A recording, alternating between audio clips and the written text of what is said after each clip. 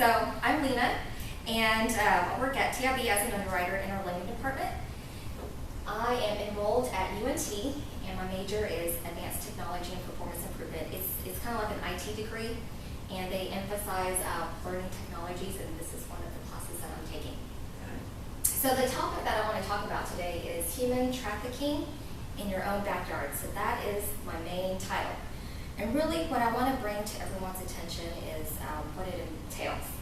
A lot of times people think that human trafficking is just sexual exploitation, but there's actually many different types of human trafficking.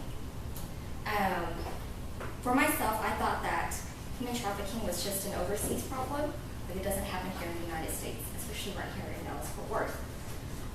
Do you guys know where K-Town is? It's known as Koreatown. Has to be close to us. Yes. Has to be rural, 35. Yes, it is. Okay. So that area is known. Do you know where that is, Lucy? No. Right here off of Royal and 35. That area, there's a lot of different Korean restaurants, Korean establishments, I didn't know that was bars. Yeah. So it's a Korean. It's like they call it K-Town, but anyhow, there's a lot of establishments there, and they are known for human trafficking. I don't know if you guys know that. Okay. So in particular, that area, they've got a lot of, they harbor in a lot of victims, and we've got more stories along the way, but human trafficking isn't just an international problem, it's a local problem, and it's something that happens quite often that people aren't really aware of. It can happen to the American girl next door. So before we get started, I do want to share a couple of stories. During spring break, Olivia and I went to Paris. Yes. While we were there at the base of the Eiffel Tower, just enjoying the view, we were approached by a man. And I really think that he was scouting us out. He was scouting us out. He was making sure to see if we were American, if we were naive enough to kind of fall into the trap. Okay. A couple of years ago, I went to Belize, and the first thing that I saw when I landed was a billboard that said, "Human trafficking exists here." So that was my first introduction into the country. To me, that's kind of scary, but you've got to be aware at all times. And anyhow, so this presentation is going to show us more about human trafficking and where it occurs and the signs that we can look for. Before we start, I've got a short video that I want to show you guys. Human trafficking. Victims are subjected to force, fraud, or coercion for the purpose of sexual exploitation or forced labor.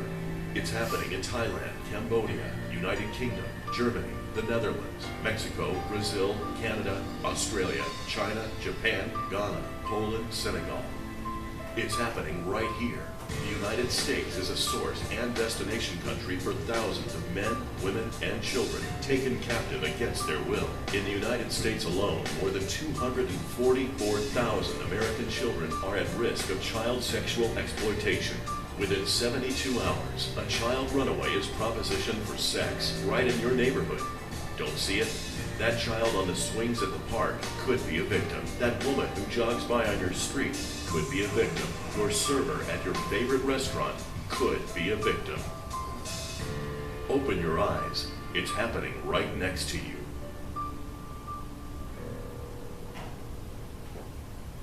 So let me stop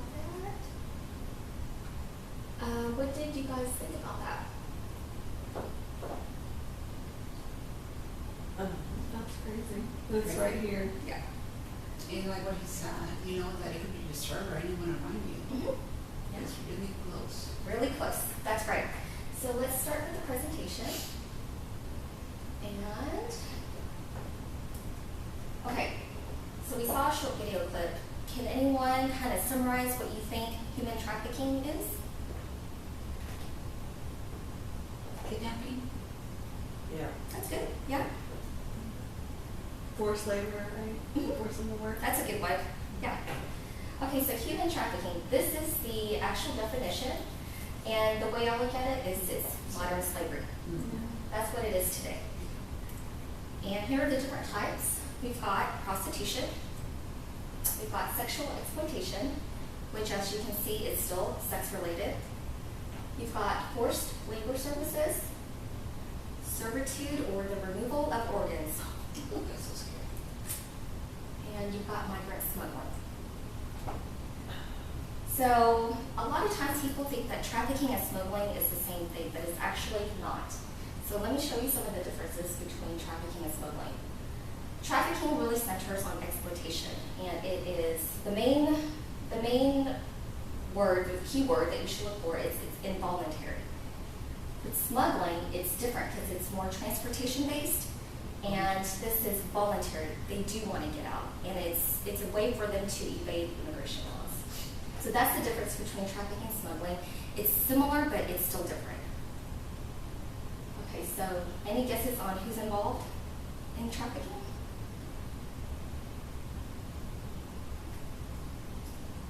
The victims? Oh, sorry. Yeah, we got wants to do this. Any ideas on who the victims may be?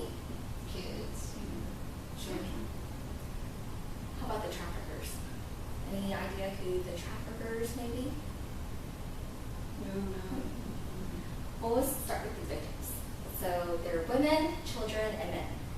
And when they are children, they are girls and boys. So even though trafficking is more female-oriented, males and boys they're not excluded. And these are the different types of traffickers.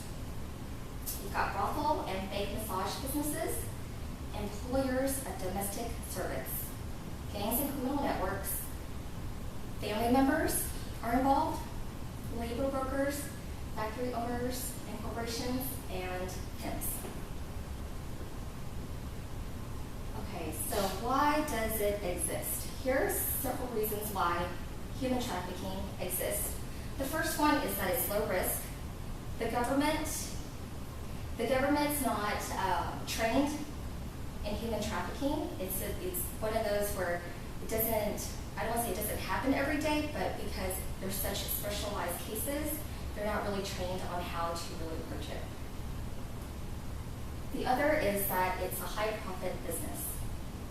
Revenues are maximized with little cost. We'll get into dollars and numbers a little later in the presentation. The next reason why is because of supply and demand. People want cheap labor and services, and also commercial sex. People want sex. Sex sells. And the last is it's a lucrative business generating billions of dollars. So where does human trafficking occur? It is a worldwide issue. It does happen here in the United States. It also happens in Asia, Europe, Africa, and Central America. So what I want to share with you is this case study. Pass it out.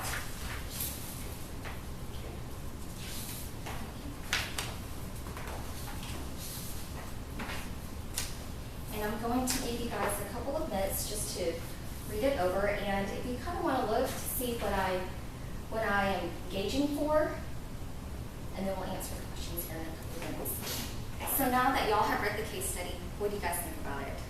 It's terrible. Any ideas on where it occurred? I would say here. Get out of here. Yep. Margie, any idea? I don't know, because you got the U.S. Attorney's Office, so I'm assuming maybe it could be any place, like you said, in the United States. Okay. Lucy, good guess. It was here in Dallas and also Oklahoma City. Any guesses on the nationality of the trafficker? I know his name's Justin, but An American? Yeah, where? oh, there you go. Okay. You're good. What about his age? Any guesses at all? I know it's kind of hard to tell with the article, but It could be any age, but young, old. I would say I older. would say. I'm saying young for the instant. Okay, Lucy, I gotta give it to you. Oh, okay. He was 27 years old. Do you think he was convicted? I hope so, yeah. Yeah, he was. Okay, good. Okay.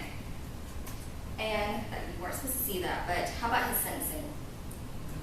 Okay, he got 10 years in federal prison and a $250,000 fine.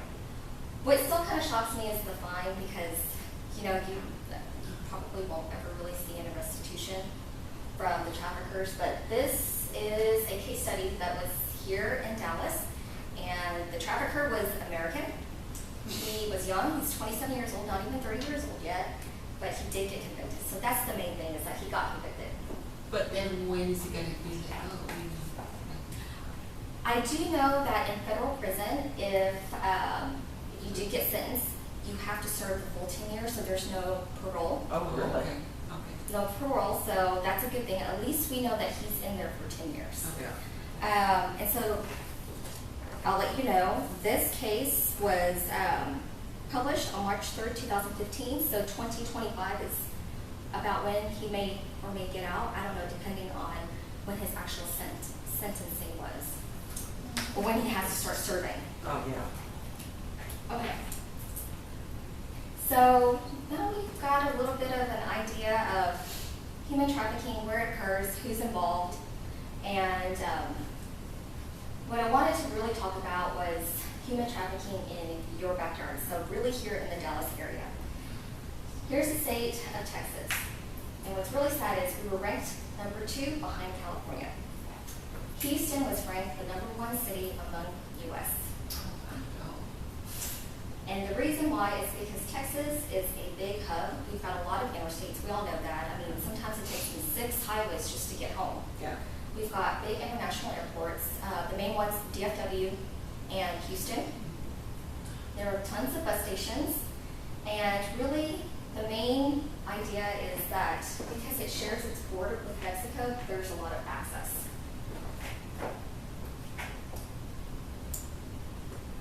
So we're going to talk about trafficking locally. That there is a concentration here in North Texas, and we are part of the greater North Texas, Dallas-Fort Worth Metroplex. So what you've got, I gave you some handouts right there of some local stories. And these are cities of known cases. The first one is, do you guys like the Rangers? I do. Okay, the first story is a smuggling story, and it's based on our Texas Rangers outfielder, and I may butcher his name, Leonis Martin. Do you know Mr. Martin? Yeah, sounds cool. And then if you flip, I've got the tabs for you. The other case, which is also local, occurred in the Colony and in Benton, and it was a human trafficking case involving 2 teens rescued in an operation sting. The third case occurred in Louisville, and it was also a human trafficking case, and that one involved a baseball coach. And the last article that I published for you guys to read occurred in Coppell, which is right next to us here in Farmers Branch. That one was also human trafficking, and what happened was you've got 2 women who were former slaves. They finally sued their captor, and I don't know if they won or not, but it's kind of, to sue your captor is real, takes a lot of guts, just because you don't know if you can prove it or if you're going to win. But these right here, these stories right here, it's all within, several miles of us, and it's really sad, but it's evidence that it happens here. And the most shocking one to me is the one in Coppell, because that one is also kind of tied to K-Town. They were Korean, and in the story it shows that I guess they worked for a bar off of Royal, and they did it because they had to. And the wife is also involved. So again, it's one of those terrible stories, but they came up on the end, sued them, and I really hope they won. Maybe there's some follow-up story, but anyhow, that was the whole idea, was to show you some of these cases here in the North Texas area. So I wanted to show you guys some of the statistics in the U.S. What's staggering is that it's a $9.5 billion industry. An estimated 300,000 children are at risk of being prostituted. The average entry age is 13 to 14 years old. That's what, middle school? Middle school? The average profit is $150,000 to $200,000 a year for a pimp who has 4 to 6 girls under him. The average victim may be forced to have sex 20 to 48 times a day. 1 in 3 teens will be lured into prostitution within 48 hours of leaving home. And that's why it's critical for police to find these teens within the first 2 days, because they don't, a lot of times, this is what happens to them. So these are potential human trafficking cases in the U.S. You can kind of see that it's concentrated on a lot of California, also in Texas, and then also on the East Coast. Florida, yeah, that's a lot. What I really wanted you to see in the U.S. was that it's mainly concentrated in sex trafficking, 71%. There's some labor trafficking, and there's some that are not specified, but again, sex sells, and it is very prominent here in the U.S. So here are some statistics globally. And this, I try to break it up into several slides so that way it doesn't overwhelm you too much, but statistically, so here's the staggering number. It's a $32 billion a year industry. And if you see that picture right there, it says an estimated $32 billion. That's more than Nike, Google, and Starbucks combined. 20.9 million victims worldwide as of 2012, and the average cost of a slave is only $90. And that's why their profits are so great. More people are in slavery now than in the 4 decades of the transatlantic slave trade. And you also wonder on the 20.9 million victims, how many people are not saying that they were a victim? How many people are still afraid? To say something. Yeah. That's true. So human trafficking has already surpassed the illegal sale of firearms, and it will eventually surpass the sale of drugs in the next few years. So it's getting up there. The gender allocation. This chart right here really shows that it's more geared towards women and girls, but it does not exclude males, especially boys. So 2 million children are subjected to prostitution in the global commercial sex trade. Again, another sign that sex sells, even with young children. The detected forms of human trafficking as of 2011. So this is 53%, which is a little bit lower than the U.S. of 71%, but nonetheless, it's still the majority. And you can see that 0.3% is organ removal. So the greatest traffickers are from Asia, followed by Central, Southeastern, and Western Europe. So where's Poland for you? Yeah, Poland's there. It's there? Okay, 161 countries are reported to be affected by being a source, transit, or destination. So it's basically almost every country that you can think of. And the sign right there, so the red is very high.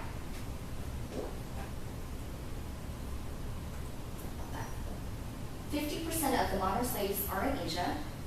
So India has 14.7 million modern slaves.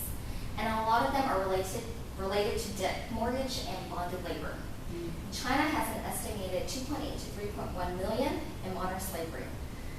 And I think a lot of that has to do with factories where they make clothing or just any kind of factory in general. So here are some signs of human trafficking. If you know someone who works excessively or unusually long hours, they suffer from unusual restrictions at work. They owe a large sum of debt. They have no personal possession. They are not in control of their ID or their own money. And ID also includes their passports. They can't keep their passports. That means that they have a chance of leaving. They are not free to come and go as he or she pleases. They are unpaid, paid very little, or only through tips. So in summary, human trafficking isn't just a global problem. It happens right here in Dallas. As you can see, I printed out some of those cases for you, and it's very local, to be exact. It exists because of the simple economics of supply and demand. If we didn't have people who demanded a lot of, the sex that they're looking for, it wouldn't really be that great of an issue. So if you saw those signs and you were kind of suspicious, I think what everyone should do is just report it to the police. I'm not sure how much they can do, especially if they're not really trained in that field. But the FBI and the U.S. Department of Homeland Security, they've got greater forces to help deal with human trafficking. So that's the end of my presentation. And Margie, I know you've been traveling a lot lately, domestically and internationally. Uh-huh. And Lucy, I know you go home a lot to Mexico, and then you also go home, well, you go to Poland to visit your grandma. With this in mind, how do you guys feel with the information that was presented to you? Is it useful, or is it alarming? Is it, are you more aware? Aware and Yeah. alarmed. Yes, very alarmed. Yeah. But I don't know that I would be more suspicious because I still don't know how to profile Right. because you got variables here that it doesn't fit in one mode, Mhm. Yeah. So when you travel, is it something that you want to kind of be more aware of too? Yeah, pay attention. Pay attention? Never hadn't before. Yeah, I know when we went, overseas and that guy approached us, you don't know what to do at first.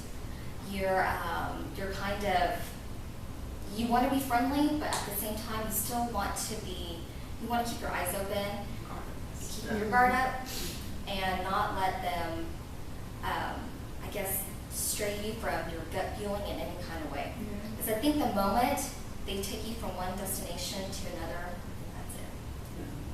So. Well, good. Yes. Thank you for coming to my presentation. Enjoyed it.